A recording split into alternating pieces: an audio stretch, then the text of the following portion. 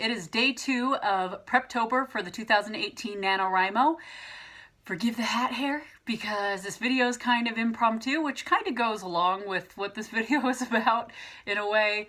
But I wanted to talk about being flexible with your writing plans. Now, I don't mean being flexible with your writing plans, like if you made a commitment to get something done by a certain time, you decide it's better to eat 5 gallons of ice cream and binge watch Treehouse of Horrors in preparation for Halloween. What I mean is being flexible in that knowing what needs to happen to avoid major issues if you just try to press through. Now, you're not going to have the luxury of being flexible with your writing plans once Nano comes around. You're going to have to stick to it and shut up and write whatever it is that you outlined or planned. Or if you didn't outline or plan, you're going to have to suck it up. And if you've written yourself into a corner, tough luck, keep writing. And that sucks. So that's why we've got Preptober, so that you can plan and not have that be an issue once November starts. So we're actually going to talk about a couple things that I ran into today, which has prompted this video. So I know that I had talked about in one of my previous Preptober videos that I was planning on doing the first week and getting my outlining all done in the first week. And then I was going to do character sheets in the second week. I don't know why I'm doing outlining before character sheets, other than the fact that I tend to do plot driven rather than character driven. They can just deal with whatever I write them for.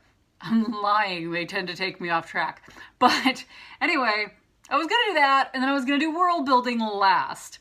And then I was going to have a week after that where I was going to pick holes in my outline and work more on my outline then. Well, I realized that that doesn't really play nice with this story, that strategy, because as I was getting into the outlining, I realized the massive amounts of world building and research that I have to do for this particular story, because I can't just hand wave things like I can in fantasy. This is sci-fi, and this is not a science fantasy either, where I can just hand wave away problems and ignore laws of physics and such. So I'm having to research all this junk, and I'm having to adjust the bejeebers out of my outline.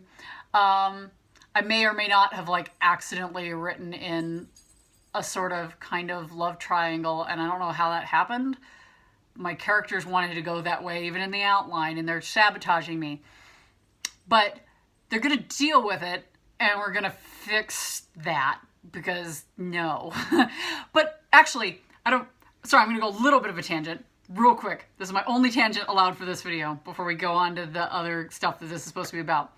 It's not a love triangle, it's a love V. I don't know if you took the same high school geometry that I did, but when you've got two guys that like one girl, or two girls that like one guy, that is a V, or maybe just a point, but there's no this way line. There's a problem. The only love triangle I've ever actually seen in writing that is a legit love triangle is in Shakespeare's Twelfth Night. And that was fantastically written, and it was very fun to read, unlike all this other weird stuff that people write and then call a love triangle. But anyway, that is my only rant. So anyway, I realized that strategy was not going to work at all, because I neglected the fact that this is supposed to be set at least 1,000 years in the future, if not more so. I have to do research, again, why that strategy wasn't going to work, on realistic timelines for mutations and evolution and all that fun stuff. So because of that, I have replanned my plan, because my outline is going to have to be a lot more thorough than I usually do, and I will show you the changes that I'm making. I'm going to put a picture in here before I switch subjects to the other thing. But I'm going to be taking the first 2 weeks of this month actually doing outlining. I'm going to try to include as much research in that outlining as I go, so that I have that out of the way, as well as many elements of world building, because in this case it's going to have to be heavy on the world building, and I didn't realize how heavy it was going to have to be on that.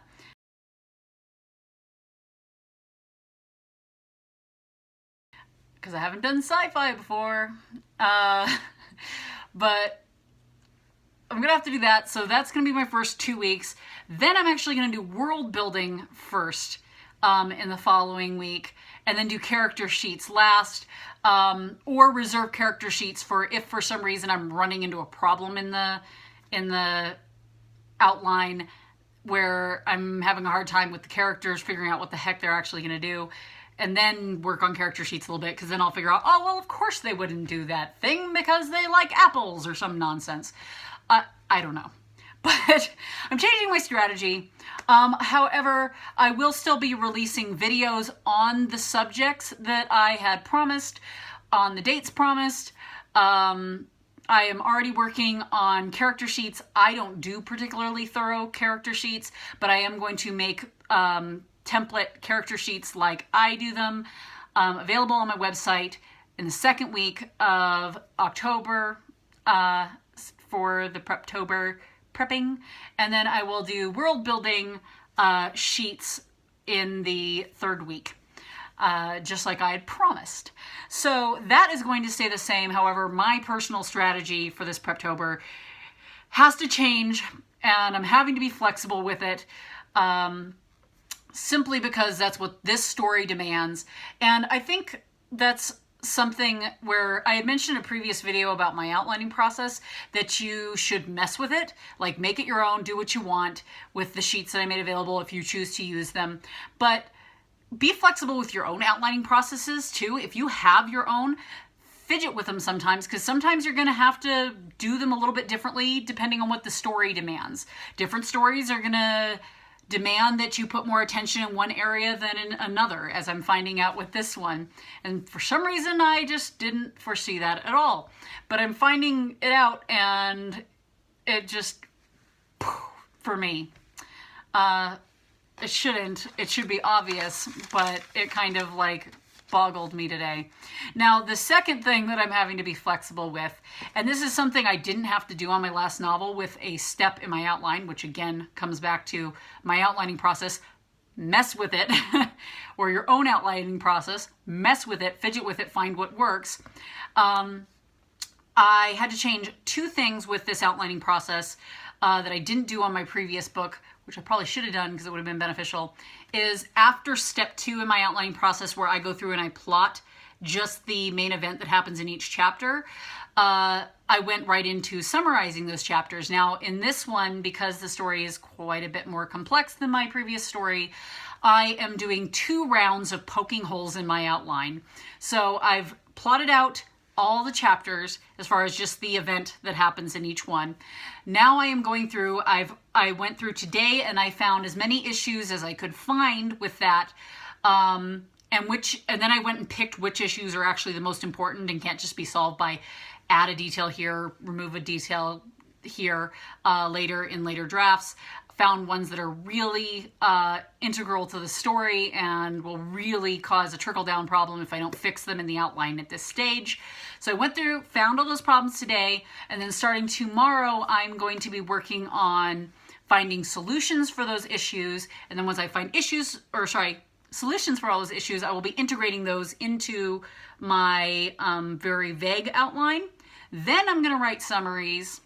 Then I'm going to write, again, any issues I can find, and then find solutions for those and then integrate it one more time. So I'm adding an extra layer of poking holes in my story, simply because this is a sci-fi, it's not a science fantasy, so I can't really wave my hands and just make magic solve the issue in some cases. I have to be a little bit more discerning than that with my options.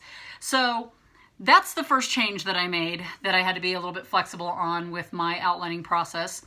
The second change that I made is that on my previous outline that I did, I came up with a minimum of 3 solutions to each issue I found in each chapter, and then I just picked one out of those. Now, in this particular thing, and I'm going to show a picture right here of what I'm talking about, because if I try to explain it in words, it's going to be ugh. So I'm going to put a picture right here, and I'll be right back with you in a second so you can see what I'm talking about.